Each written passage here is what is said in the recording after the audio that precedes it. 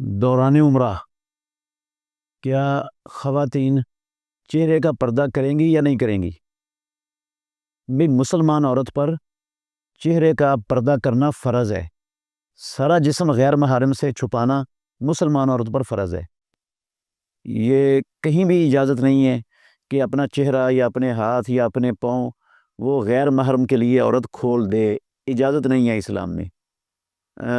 بہت سے اہل علم کو ایک بہت بڑی غلط فہمی ہوئی ہے جس کی بنا پر یہ مسئلہ کھڑا ہوا ہے معاشرے میں. حدیث ہے صحیح بخاری کی، اس میں یہ لفظ آئے ہیں رسول اللہ صلی اللہ علیہ وسلم نے عورت کو احرام کی حالت میں نقاب پہننے سے اور دستانے پہننے سے منع کیا ہاتھوں پر. تو نقاب پہننے سے منع کرنے کا مطلب بعض اہل علم نے یہ سمجھ لیا کہ وہ پردہ نہیں کرے گی، حالانکہ نقاب نہ کرنے کا مطلب پردہ نہ کرنا تھا ہی نہیں.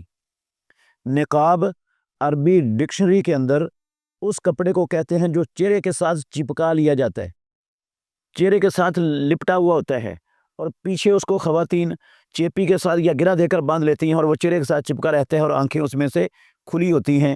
اس کو عربی زبان میں نقاب کہتے ہیں. یہ جو چہرے کے ساتھ چپکا ہوا لپٹا ہوا کپڑا ہے، کس کے باندھا ہوا ہے، یہ نہیں پہننا. اس کا مطلب یہ کہاں سے نکلا ہے کہ پردہ نہیں کرنا؟ پردہ تو کرنا ہے.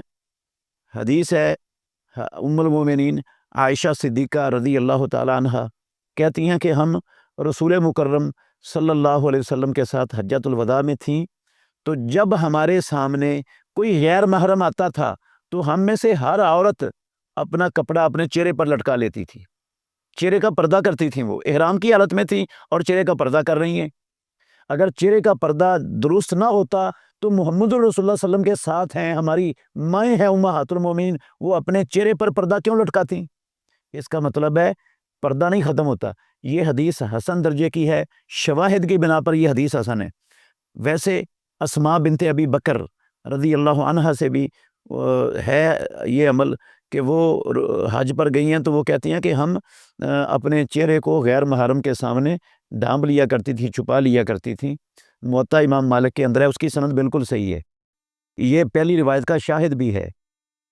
تو اس لیے جو ہے نا، یہ مسلمان عورت کو دستانے نہیں پہننے کا مطلب یہ نہیں ہے کہ وہ ہاتھ ننگے کر دے.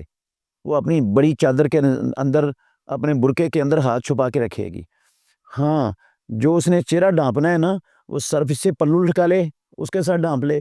ٹوپی والا برقع جو ہمارے یہ پٹھان لوگ پہنتے ہیں، بہت عمدہ پردہ ہے، وہ پہن لے.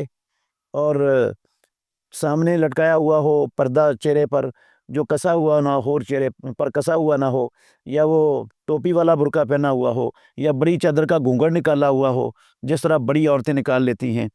کوئی حرج نہیں ہے اس طرح کے پردہ کرنے میں. چہرے کے ساتھ وہ ٹچ بھی ہو جائے تو کوئی فرق نہیں پڑتا مسلمان عورت کے لیے. صرف وہ چہرے کے ساتھ لپٹا ہوا نہیں ہونا چاہیے، بس اس سے منع کیا ہے محمد الرسول اللہ صلی اللہ علیہ وسلم نے.